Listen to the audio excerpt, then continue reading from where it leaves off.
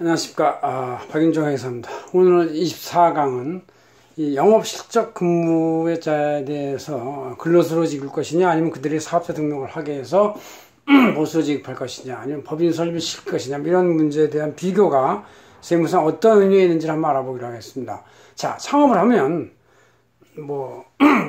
만들어내는 것, 하드웨어, 소프트웨어 등등은 이제 요새 많은 기술이 표준화되어 있고, 또 인터넷상에서 누르기만 하면 기본의 기법이 나오고, 또 음식 같은 경우는 먹방, 쿠팡 해가지고 방송에 수없이 많이 나오니까 웬만한 매뉴얼도 잘 돼 있고 해서 이제는 이제 의욕만 가지면 만들어낼 수 있다는 얘기죠. 문제는 내가 만드는 하드웨어나 소프트웨어나 물건이 소비자한테 만족을 주고 제대로 팔려야 되는데, 유통, 판매 촉진, 이게 이제 가장 중요한 시대가 되었어요. 그래서 그래서 이제 지금은 홈쇼핑 같이 유통 채널 장악한 곳, 아니면 아마존, 또 알리바바 같이 거대한 유통 재벌들이 이제 거의 전 세계적으로 글로벌의 1위 기업이 되고 있는 그런 상태죠. 그래서 우리가 유통이 중요하다, 영업이 중요하다. 그래서 계속 성장하려면 유통이 중요하다. 그래서 우리가 이런 말이 있죠.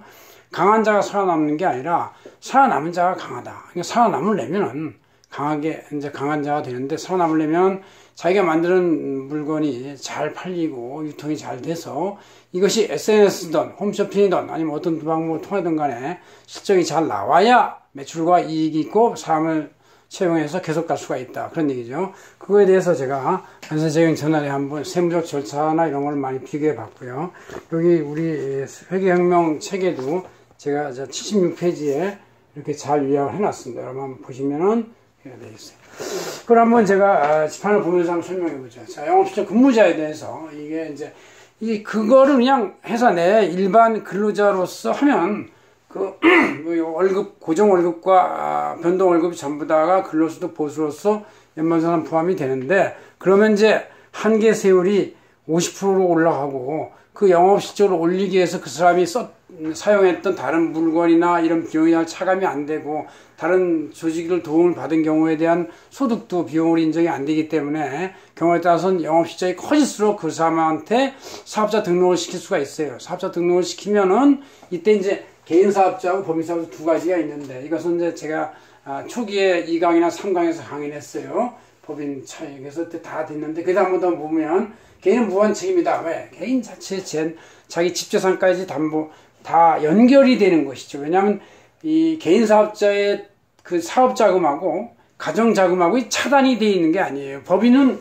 그것이 차단되어 있고, 따로 법인 통장으로 되어 있어요. 법인의 이건 이제 급여하고 배당으로 가져오는 것인데, 개인사업자는 그 돈은 무제한 자기가 쓸 수가 있어요.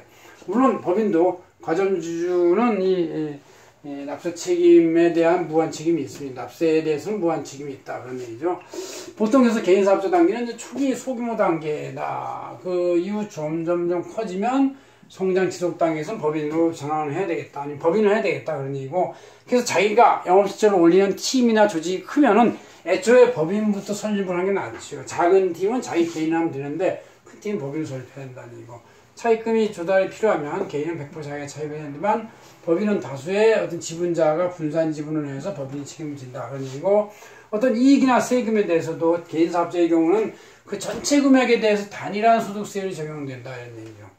그렇지만 법인의 경우는 각 임직원들이나 필요비용이나 이런 것들이 다 차감이 돼서 남는 이익에 대해서만 법의 과세가 된다, 이런 얘기고. 또 특히 개인사업자의 경우는 요새 이제 성실신고 확인 의무가 자꾸 금액이 낮춰져서 강화되는 추세이기 때문에 자꾸 개인사업자로 남아있는 것은 그 개인의 사대보험 부담도 커지지만 종합소득세율도 자꾸 다른 사람의 이익까지 자기가 부담해야 하는 문제가 생기기 때문에 점점 어려워진다. 해서 자꾸 개인에서 법인으로 많이 들어가는 것이다, 그런 것이죠. 순이익도 1억 이하까지는 개인이 유리할 수가 있지만 1억 초과되면 이제 법인이 유리할 수 있다는 얘기고.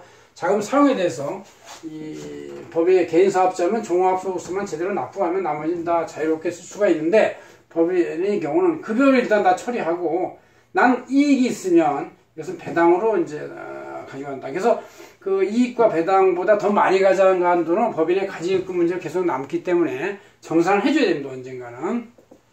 그 다음에 이제 받는 보수에 대한 매출 누락이 문제가 생기는, 매출 누락할 때 이 추징은 개인사업자는 그냥 개인 종합소득세만 그냥 더 내면 되기 때문에 상관이 없습니다. 그렇지만 법인의 경우는 법인에 대해서 이제 법인세를 내고 또 손금물산이입에 대해서 법인세를 더 추가 내면서 이것이 대표자 상해처분이나 각자의 상해처분으로 돼가지고 이거 부인되면 역시 50%의 세금을 대니까 여기까지 쳐서 그것이 70 내지 80% 사이의 세금을 더 물게 된다 이런 얘기죠. 그래서 우리가 법인으로 사업자를 등록을 낼 때는 추가적 세금에 대한 것이 항상 있을 수 있다. 이것을 염두에 두고 그러나 규모가 커지면 법인이 더 유리하다 그런 얘기고 그러나 자기가 영업시설 근무자 할지라도 그냥 토탈 인센티브를 근로소득이나 보너스 이런 걸 받을 수 있고 그것이 세금이 너무 세면은 스톡 옵션, 주식매 선택권 같이 다른 조세 혜택이 있는 걸 받을 수도 있다. 그렇게 볼 수가 있는 것이죠. 고맙습니다. 박윤정이었습니다.